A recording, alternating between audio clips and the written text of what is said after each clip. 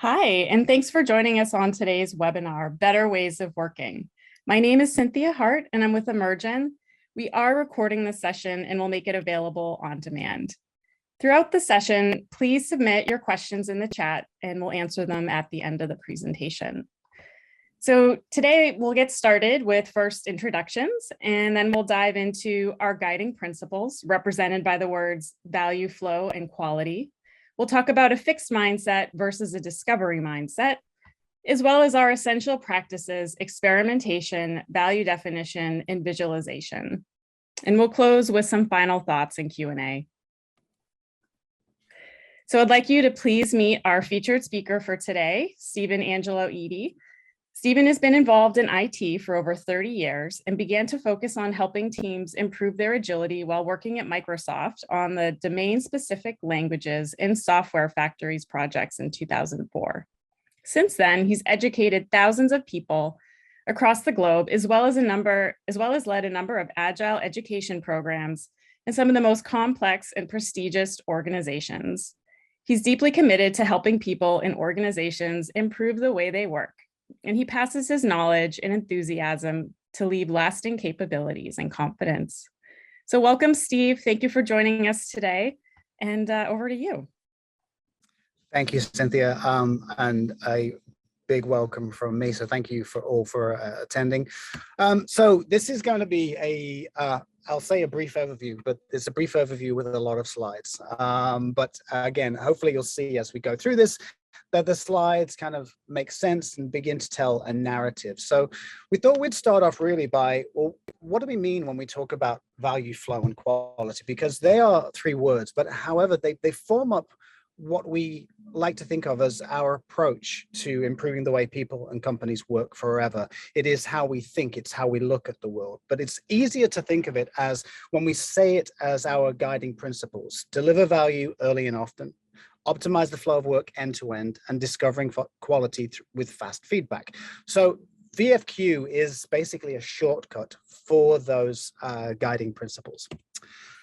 The reason that we have these guiding principles is when we were first looking at this, and this dates back like 10 plus years now, that a lot of organizations were very much focused on this iron triangle, that of time, cost, and scope. Well, it turns out that when we do things like that, when we focus in on, cost, so in other words, budget, it turns out that actually we focus in so much on the money that we may not be actually delivering the most valuable thing. Turns out we'll just consume that amount of money and not focus on really delivering value.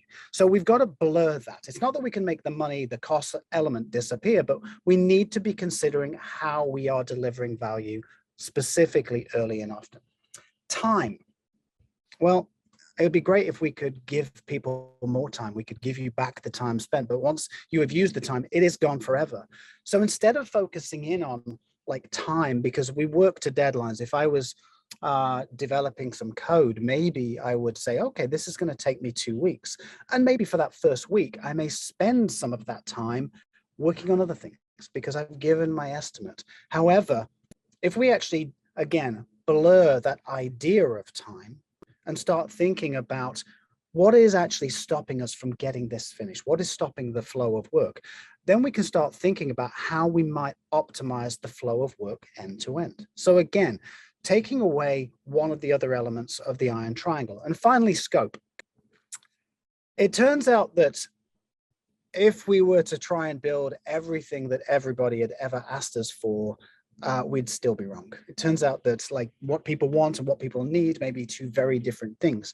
So instead of actually instead of actually focusing on scope, we need to blur the idea of scope. We can't build everything. So maybe we should be focusing on building the right thing and building the thing right by discovering quality with fast feedback. So actually working with people on what do they really need to solve the problems.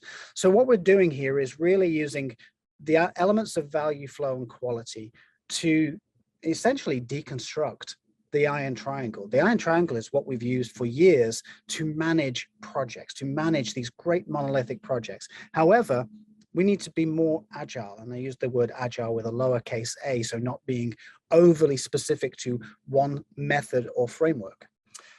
So by doing this, it takes us from a very fixed mindset into this idea of a discovery mindset. So a mindset where we want to be more focused on the outcome, but with a very specific angle. We want to be focused on the outcome for what our customers want, what our customers need. We need to be ready to embrace change. We need to be able to experiment, okay? Not when we use the term fail fast, because unfortunately, when we say things like that, it comes with the term fail, which means there's always someone that we're looking to blame. So what we want to do is shift from this left-hand mindset where it's very fixed, very prescribed, plan-driven, fixed outcomes, which unfortunately never or very rarely come to fruition, into this one where we are able to work with any challenges that come up, where we're actually able to embrace that change.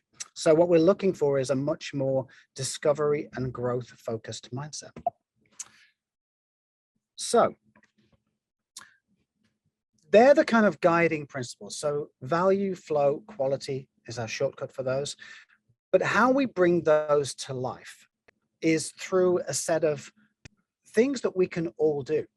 We can all experiment. If I take my famous cup of coffee and I can experiment with this, I could turn it upside down and I'll realize that I'm losing my coffee. But we do things all the time. We experiment as humans all the time. We may go to work. We think we're following exactly the same route, but if somebody is walking towards you, you're going to experiment. You're going to move to the left or move to the right. You have no idea in that moment whether the person walking towards you is going to move to the same direction as you. So therefore you end up in that crazy dance of which one of you is going to give way. But actually we experiment every day in life. And what we need to do is bring that more to our work. We need to bring it more to life in our work-based environment so that we can find what is going to actually work, what is going to resonate, and what is going to land with our customers. In order to do that, we need to know and be able to define what is valuable, okay? What do we think value is for ourselves, for our customers, for our organizations? And then finally, the last essential practice is to visualize our work. So with visualizing our work, we can do so much together. Often in large organizations, the work sometimes can be hidden. It can be hidden in an Excel spreadsheet. It can be hidden in some kind of planner. Basically, it's not as obvious what we should be focusing on. We don't make it transparent to everyone what we're working on, what's stopping us, and where we're at with these things. So as we touch upon each one of these, I'll kind of give you some of the working tips and tricks so that you can get started with this almost immediately. But before we do that, one of the things, and this is probably my all-time favorite quote, and we often see quotes by, I don't know, Mark Twain or Einstein or lots and lots of famous people who give quotes, but this one for me sums up a lot of what I've certainly seen in my time of working. And this is a quote by Dee Hock, the founder and former CEO of Visa. And Dee said that complex rules and regulations give rise to simple and stupid behavior. Simple, clear purpose and principles give rise to complex, intelligent behavior. So let me just kind of unpack that for a moment. This, you can apply that organizations are really good at putting in governance and rules and things that we must follow. This goes beyond just organizations. You can even see that governments do these same things too. Nothing more than a large organization over people. And what that means is that if we have those in place, humans are very good at following rules and regulations. However, it means that what happens if that rule, what happens if that governance was wrong? Well, it means we're following the wrong thing, and we do, unfortunately, less than stellar things. But it turns out that humans are this incredible species.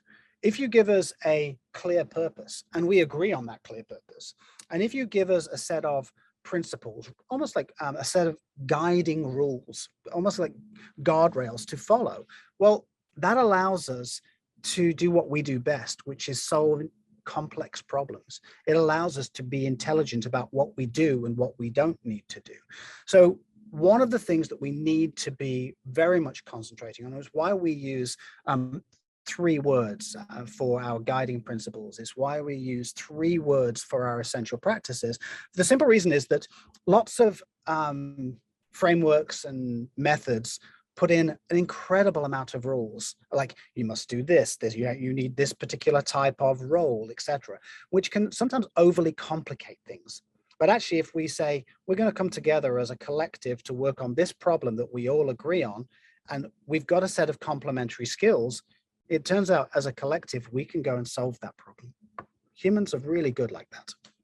However, if only it was that simple. If only it was as simple as getting people together and just say, here's the problem, please go solve. Well, to do that, we have to break a few things. We have to break human biases and heuristics. But if we start with experimentation, I can kind of begin to show you how that forms out. One of the things that humans are very good at is we assume that we know things that we don't. And if you're going to experiment with something, if you're going to move forward with something, it'd be good if we knew something. So for instance, if I was going to pour my coffee out or tip this vessel upside down, which would be like, it turns out as I'm just shaking it, it's like, do I know this has liquid in? It turns out now that I've shaken it, I can feel the liquid moving around. So I've turned my unknown into a known, whereas I could have just tipped it upside down and made a mess, which would be a very bad thing. I would lose caffeine, and this would be a much shorter webinar. So what we need to do is make sure that we are very clear on our unknowns and turn them into knowns, because once we know what to do, how to solve that problem becomes so much easier. Once we know something, we can do something with it. So that brings up this picture. It turns out we start a lot of things when we believe, we assume that we know what the problem is. We assume we have knowledge that we don't. What we need to do to actually gain our knowledge level and therefore increase our confidence is we need to explore and experiment. So we need to gain a little knowledge, maybe ask somebody, say, hey, do we think this is a good idea? What problems are you having? Actually have those conversations. Shake the coffee cup. It's like, okay, I'm good now. Now I know I can, like, I've got something in here. The next experiment for me with this coffee cup would be to, I don't know, bring it closer to my mouth to go, does this feel like it might be too hot? So all of these things, by the way, are very human. That's why I bring in these other things, is like, we do this all the time as human beings, but in the world of work, we often feel that we should already know.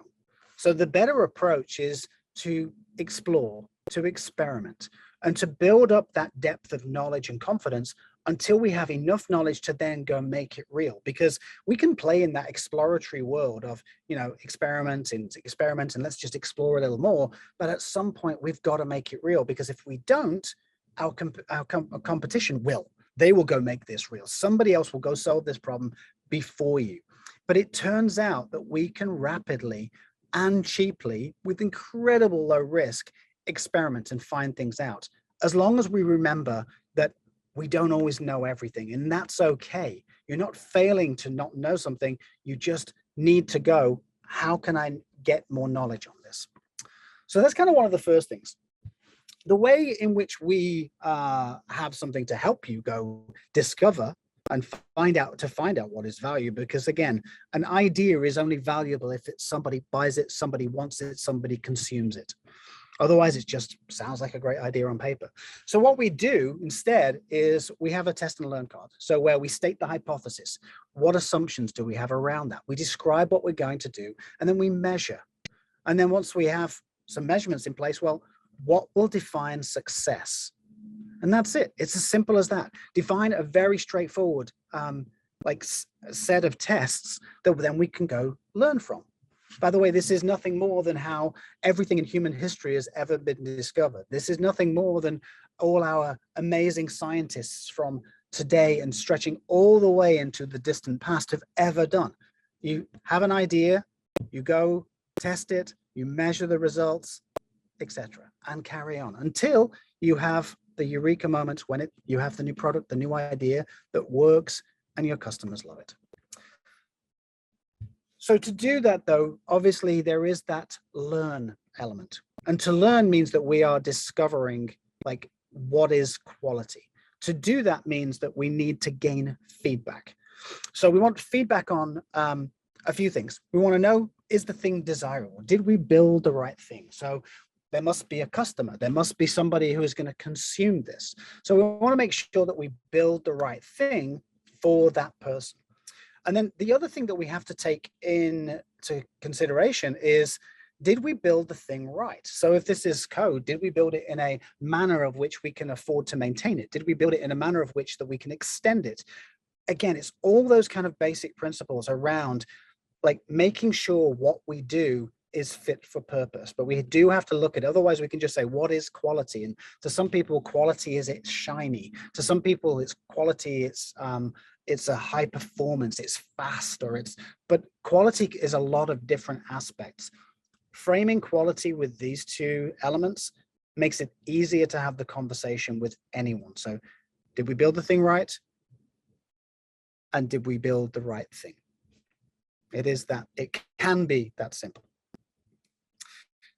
And once we have that framed in mind, then we have to think about, where are we collecting feedback and how might we shorten that? So when I started coding, I was doing this and this was a long time ago, by the way. I was working on a mainframe, writing in COBOL, had a forward-only editor, so you could only page forward, you couldn't page backwards, and we only had one compilation slot per evening. So it meant our feedback loops had to be quite tight, because if I was going to only get one chance at compilation, I needed to check before compilation, did I believe it was going to get, did I believe it would pass compilation? Did I believe? So we had to build our own feedback loops in, because waiting 24 hours to find out did it or did it not compile is a very long time. So what we do essentially is create other feedback loops, nested feedback loops, so that we can get much quicker, much more rapid feedback than waiting till the end. Because if we wait till the end and it's wrong, we have got a very long way to come back. So if we look at this, and in my case of this overnight compilation, I would write my code on a coding sheet.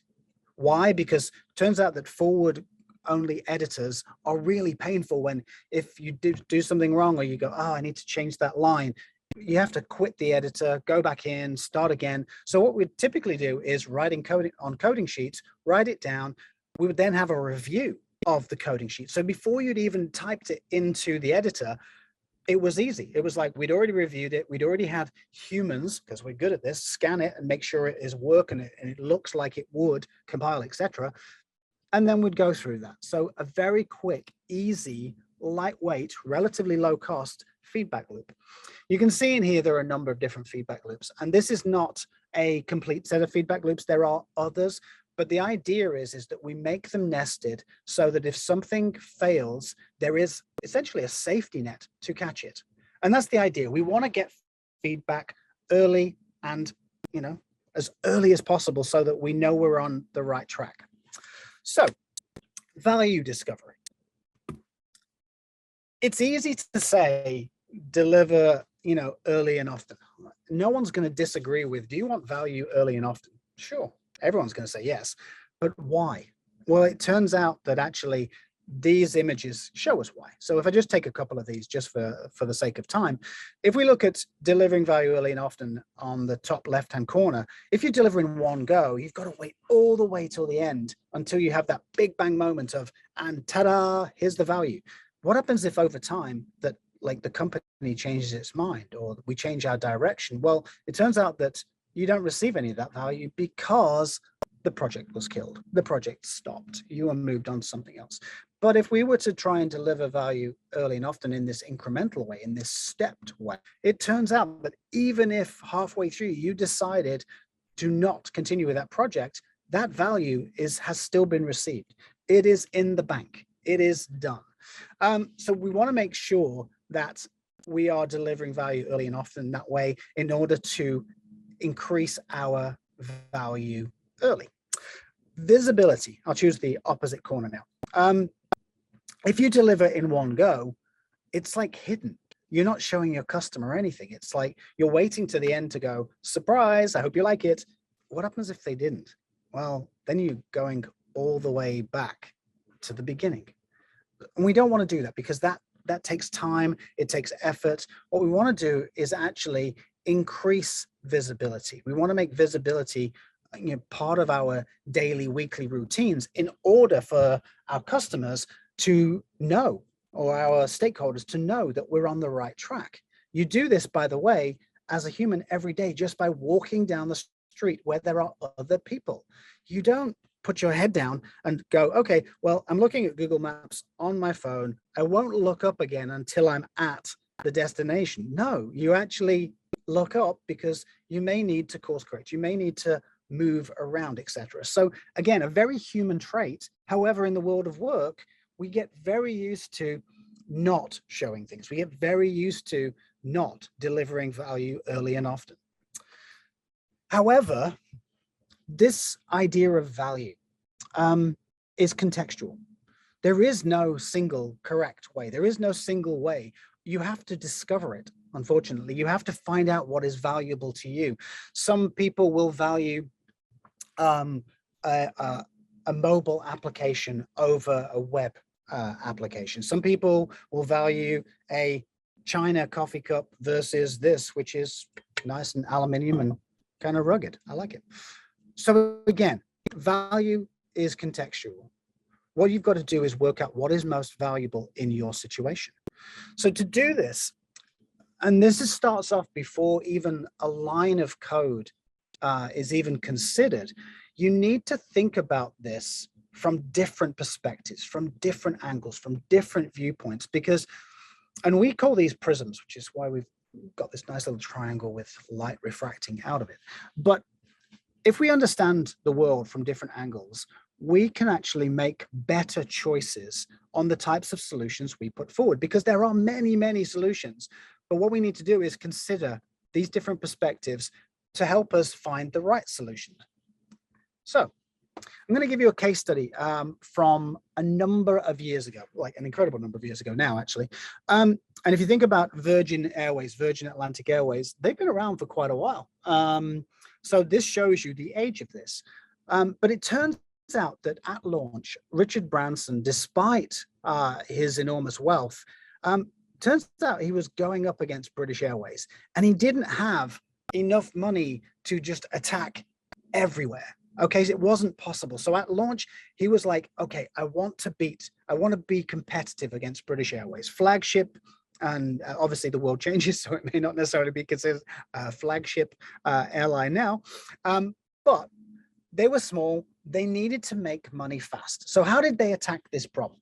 Did they, A, partner with other small airlines to leverage their combined power? So in other words, attacking British Airways en masse. Did they offer new routes that British Airways didn't serve? Or did they go head to head and copy British Airways' most profitable route?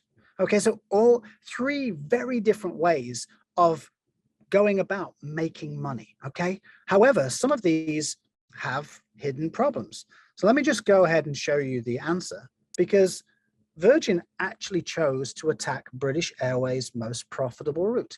Why did they do that? Because they knew there was money there. If they partnered with another airline, well, they may not offer the type of service, the type of quality that they were looking to provide. So that was a risk. Turns out that might be a problem for them. If they tried to offer routes that British Airways didn't serve, well, there's a question there. Why doesn't British Airways serve that? Because they're kind of big. They've been around for a while. Why, if they're not going there, does that mean there isn't money there? So what they did was that they looked at this and they went, Miami. British Airways makes a lot of money flying people to and from Miami. So that's where they started. They attacked that as their first port of call. And that was kind of pretty smart, because the others could have worked, but they may have been more of a struggle. They held more risk. So what they did was they broke it down. They broke this down by profit, by looking at what is the most profitable element.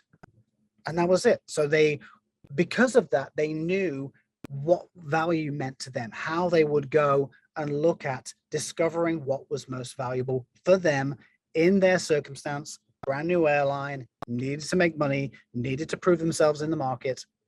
So what are you really doing when you're looking to work out if your offering is valuable? Is you're really competing with three things. Is it desirable? Is it viable? And is it feasible? And you're looking to find that sweet spot in the middle. So you want this to be a product that people desire, really, really want. You want the business model to be able to, like, again, sustain all of this. And you want to be able to feasibly do it. In other words, you know, can you technically and organizationally make this, build this, etc. So that's the sweet spot we're really, really looking for when we're trying to build products that people love. But there's a really simple thing that you can do to find out what will somebody really love. And it turns out that all we've got to do is, you know, walk in their shoes. We just have to take a little walk in their shoes and find out what their world is really like, because we can make assumptions that, you know, if I have an idea today, I can be like obsessed with it. And it's like, wow, this is the best idea ever. But it's just my voice, my view. And often teams become, they have this very almost siloed view of, this is a great idea. It's going to make millions. It's going to do amazing things. But if you haven't actually checked, or you haven't actually worked with the customer to validate this, then we're probably going to lead ourselves to a big problem. So how do we do this? How do we walk in the customer's shoes? Well, we need to understand the customer. And the late and wonderfully great Clayton Christians and some of his team came up with the idea of customer jobs. What is the fundamental problem a customer needs to resolve in a given situation? This puts us in that world. So what we do is we actually, let me go back one slide actually, because it's just easier for me to talk about this one. What we're really looking to do is, what jobs is that customer trying to do? What are they trying to solve? What are they trying to gain? And what is painful for them? So once we're able to look at this, once we're able to understand what are they really trying to achieve? Like, again, I'm having coffee. Is it because I'm thirsty? Is it because I'm like trying to stay awake? Is it because it, again, if I look, I always use food and other analogies, but I could have coffee. If it was, I'm trying to stay awake, I could maybe supplement coffee for Red Bull. I could supplement it for a number of different things. If it's, I'm just thirsty, then I could maybe have water or whatever. I'm doing the coffee because it is something I enjoy. It is that time of the day where I enjoy a good black coffee. Right. So what this looks like when we start to flesh out what the customer really looks like, what their jobs really are. And if we look at something like a simple example that we could all understand, something like Spotify or some kind of digital music player, you can look at what this person, what Jane is actually looking to do. So Jane is 23. Jane likes alt pop and rock music. I can get behind that. And Jane wants to listen to music anywhere. Oh, so we now know what functional job Jane wants to do. Social, Jane wants to be able to share the music with their friends. Excellent. Personal, emotional, well, this was, again, you can see the age of this. They want to not worry about losing my MP3 collection. Back in my day, I wanted to not lose my cassette tape or my CD collection. That was a challenge, a problem. So you'd always leave it somewhere, a friend's house. And it's like, oh, why haven't I got music that I want to play in the car? What the gains, so they can enjoy music. They can enjoy and stream the music that they really love. It works across all devices, no matter what. I don't have to buy a specific device to play this. A desired gain, it means it's playable offline. There is an unexpected gain, because I don't know if everyone on this call uses it, but every now and again, I quite like putting the lyrics up to realize how incorrectly I am singing a specific song. It's like, I may have been singing it wrong for a number of years. I may still continue to sing it incorrectly, but at least now I know what the lyrics really are.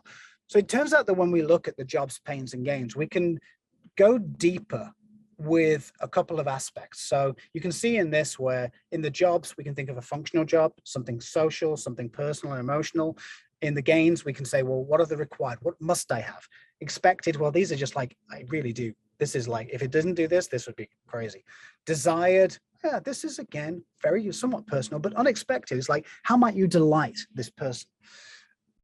And then in pains, again, you talk about what actually stops the obstacles, the risks, the undesired outcomes, etc. Nobody now has to, anybody worry about storage space on their phones for music anymore? This used to be a thing. Now it's not a thing. Okay, now with, you know, playing directly from the internet, from the cloud, etc., I don't have to worry about what's stored on my phone or not. I only have to worry about that if I'm getting in a location such as a plane where I may not have connectivity. Okay, so when we understand all of these types of problems, all these types of challenges, we can work out what we're going to build. Because once you know what value is for your customer and what their needs are, now we can start thinking about solving the problem. Now we are equipped to handle the problem. So we've talked about a couple of them. I'm going to bring us to our last one, which is visualization. Imagine, all right, take a look at this picture.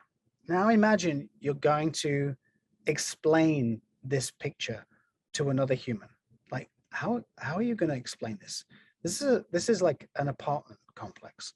I could say it's a lot of concrete, like housing units with windows, with gaps, and it's like, okay, if I talk to a small child, I could say it looks like something from Minecraft, but it's very difficult to actually explain this. You know, we could talk with, I don't know, cubist or extreme concrete. Like there are too many things that this could be. It's really, really hard. However, humans have this great thing, and it's on screen right now. I've showed it to you. So I've made it, instead of trying to describe it, because if I tried to describe it and ask you to draw it, this would be a horrible exercise. But instead, I can show you. I've made it real. I've made it visible. So not just something in my head, but I've made it and brought it to life by showing you the picture. So in the place of work, though, we typically think of visualization as like task boards, as like post-it notes up on a wall. So in other words, something like this. It's like the backlog doing done, kind of like Kanban-esque Scrum wall type, you know, boards. But there are other ways in which we can do this. There are other forms of visualizing work, but the biggest thing that we need to ensure is that if you're going to make something visible, it needs to be understandable at a glance. If it's super complicated, it's really hard. If anyone's ever been to London, or even just Google it, just look at the tube map. Like, you go on the tube and it's like, where am I going? There's all these lines that crisscross everywhere. I have no idea how to understand this. If you overlay that on a road map and a street map with buses and everything else, it's like even more complex and complicated. But if you break it down, if you just look at the single stations, the single sections that you want to go to, and remove all of the others, it does become understandable at a glance.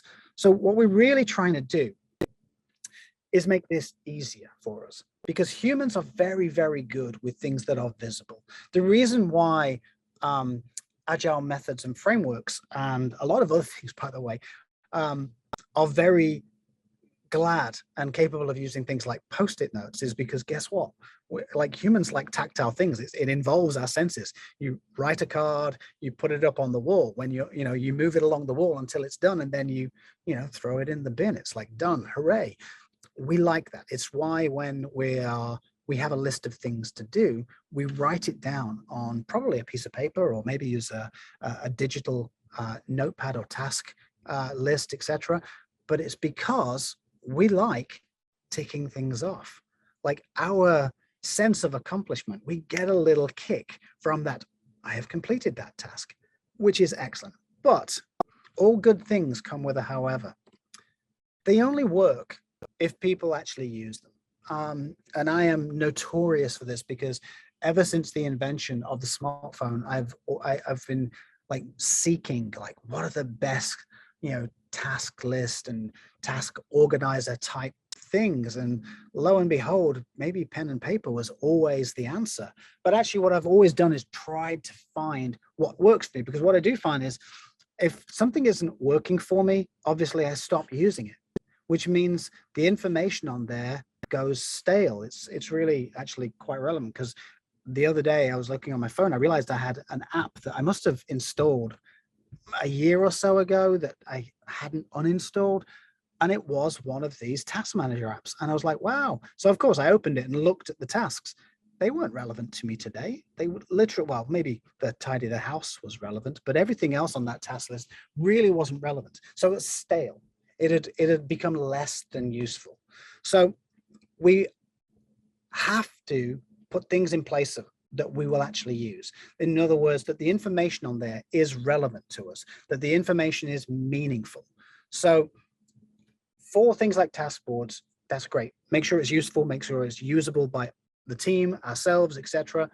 But visualization is more than just task boards. It's more, because we classify it as an essential practice because there is so much in life that is less than clear. And think about it, maybe for the jobs that you may be doing today or you've done in the past, ask yourself this question. Was the goal of what you were trying to do always clear?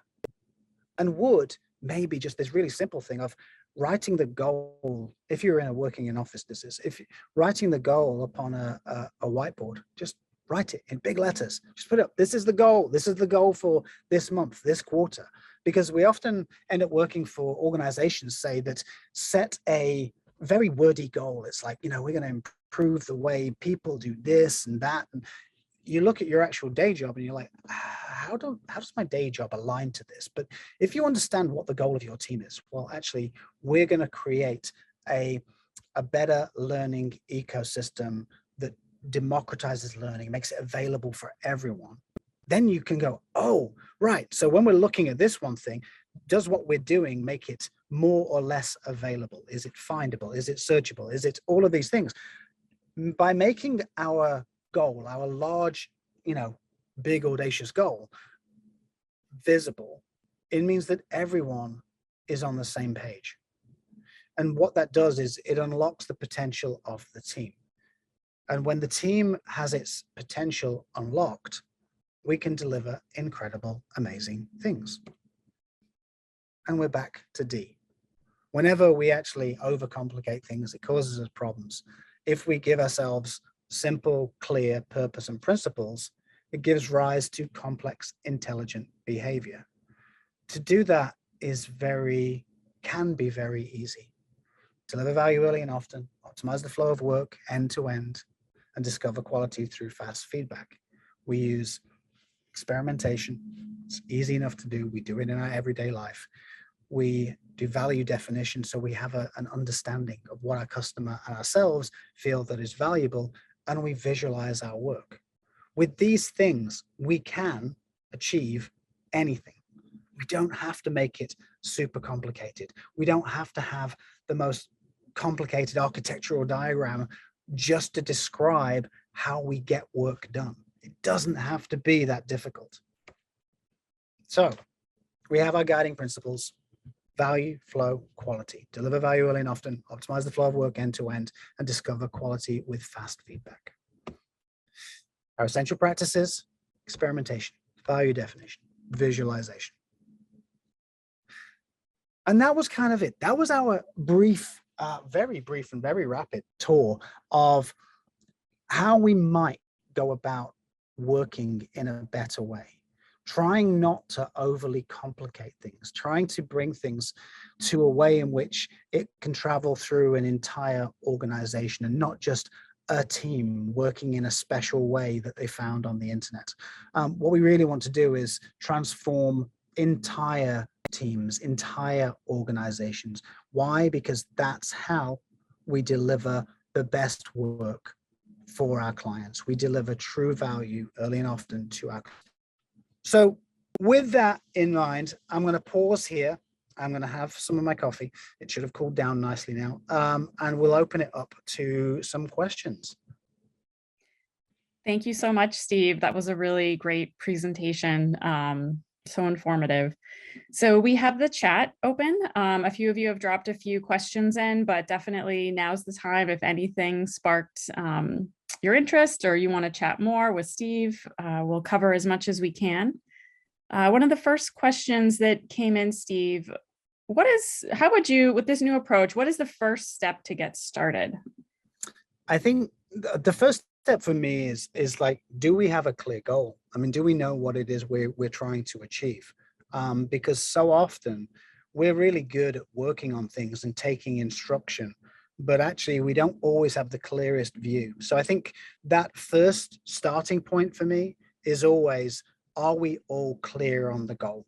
And therefore, and that leads us into that kind of knowns and unknowns. So what do we know about this goal? Or do we know that, hey, there's 5 million people who will subscribe to this idea?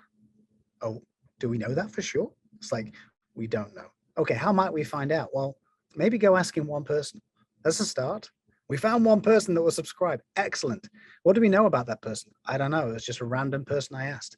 But that goal unleashes that ability to go do the next steps, knowing what the goal is, harnessing ourselves around. So there's a starting point. That's the simplest and easiest it can get. It feels difficult because sometimes it means that we're questioning where we are, but that's okay. If you ever get lost in a city, you reframe yourself on the goal of, where am I trying to get to? And that's it. It's like, if you're wandering around, you're like, I don't think I know where this is. Where am I going again? You go back to your Google Maps or Apple Maps or whatever maps, and you recenter yourself just because you bring yourself back to the goal. Perfect. Another question here. So what tools do you recommend for visualization? So we mentioned sticky notes because sticky notes are always a good thing, but it can be as simple as sticky notes on a board, a whiteboard, writing something down on a piece of paper. But obviously we're human and therefore we want something electronic. So guess what? Maybe a Miro board or a mural board. Maybe if you need to manage lots of tasks and things, maybe use something like Jira or things. But again, they're very personal. Tools like that are very personal. One of the things I would advise is find a tool that works for the team, not against it. Like a lot of companies that I'm aware of is how they enforce a tool and the teams just struggle and get a great disdain for it. Whereas me and from my teams, I've always promoted, find the tools that work for you and use it. It's like when a couple of my folks decided they were going to use Notion, they decided they were going to use Notion because they wanted to share things in a visual way. They were kind of burnt out from struggling to find things in SharePoint. So they started to use Notion. It's not necessarily for all the organization, but for this team, it's the right tool to visualize their work and manage their work. So find the tools that work for you. Always great advice. Another question here. So if you don't feel you have a voice in your company, or you feel like maybe your opinion is not valued, what should you do if you want to get this new idea across or put your ideas forward? What are some ways that you would advise someone to really be able to feel like they have their opinion valued and their voice heard? Renars, I feel your pain. Honestly, there's a couple of things. One of which is find data which supports your ideas, because organizations live and die from data and finances and things. In other words, that if you can find data that proves why your ideas are good, if you can help them understand, and something we often talk about is cost of delay, which is essentially opportunity cost. In other words, if we don't do this, what are we missing out on? Getting into conversations that talk about financial value, getting into conversations around it will save us time, it will save us effort. If you can then be able to declare what that effort, what that time could go to be, better towards, then it helps that conversation. However, the one thing I will say on this, and this sounds, it's not a get out of jail answer in any way, shape or form, but sometimes organizations aren't ready. And this is a harsh reality, that sometimes don't give up on your idea. Don't give up on your opinion. Don't give up on any of those things. Document it. Make sure that you know it. Like, ideate with it. Talk to others. Inspire others as to the problems to be solved. Bring other people on the journey with you. And bit by bit, you will get the organization to come with you. It just takes a while. Organizations are very controlling. They're very like, we only do things this way because that's the way we've always done things, which feels very defensive. But if you can put your idea down on paper, share it with a few people, get some data around it, get some, well, actually inspire them from, there are these other companies that are doing it this way. Actually, this could lead us to this new revenue streams, or just we'd have happier people. And that sounds like crazy in this day and age, but it's true. It's like having a happier workforce means that we're going to retain those people. Those people will stay, because it turns out the data on people leaving us is obscene with the amount that actually it costs the organization, with the sheer domain knowledge that we lose. So A, do not ever give up hope on your ideas. B, like, just write it down and bring people on. And obviously my email address is, and if you want to have a conversation, this goes to anyone else on the call, I am more than happy to chat about stuff like this, because I think sometimes it's just a case of the company is not ready, and that's okay. You just need to help them get more acclimatized to the need for change. Change is tough. It sure is. Okay, so next question here, I guess about our approach. So how does Emergn approach research to prioritize those unmet customer needs around the jobs to be done? Yeah, so we need to understand, obviously, everyone on the planet will have but I need this particular feature, I need that. We can't possibly satisfy everyone. So we do have to look at the data surrounding that. What kind of percentage of users does this make up of this kind of like persona? We try to understand the benefits long-term and short-term. So in other words, short-term, this might not be something that we want to do, but actually long-term, we can see the growth on that. So we try to get as much data around it as possible. We now have researchers that are, I mean, if I look back to the history of Emergn, we did not have this wealth of people that can give us both marketing data and research data and how people use things. So what we try to do is bring as much data along, so that when we make decisions, that we're making it based on real data, real need, versus one person, or versus some, because and I'll be honest, we've done this in the past where we've built something, it's like, hey, let's go in this direction because we believe some random idea. And it's like, none of our users told us that. It's like, oh, we discover 12 months later. So what we're trying to do now is put more emphasis on data that we believe. We actually talk to our users way more. We run way more surveys. When we're unsure of an idea, we'll even try it on ourselves before working out whether this is like, if it'll work for us. Do we think some of our customers would also like benefit from that? But again, it's making sure that everything has data. One of my, I'm just going to call her one of my best people I've ever had to work with, is just, she's a data genius. I love her because she literally, everything is always backed up by cost of delay data, by research, by everything you could ever wish for. So when she brings it, or when she used to bring me a decision to be made, it was easy. It was just like, I just look at the facts. And if she didn't know something, I would be, here are the experiments we need to do. And if something is unmet, we communicate as to why that's lower down the roadmap, why that is like potentially not a thing, but actually, is there a way we can solve the customer's problem in the meantime? Because again, there, as you saw with the British Airways thing, there are many ways to solve problems. Not all of them require technology. Not all of them require a real change to a platform, but data is our friend here. That's probably a good segue into this next question, where someone's asking about, if you're sort of fresh in product management and you want to prove yourself, what should you do first? What is the first must to earn the team's respect and trust? I think data can definitely help do that. But do you have any other thoughts there, Steve?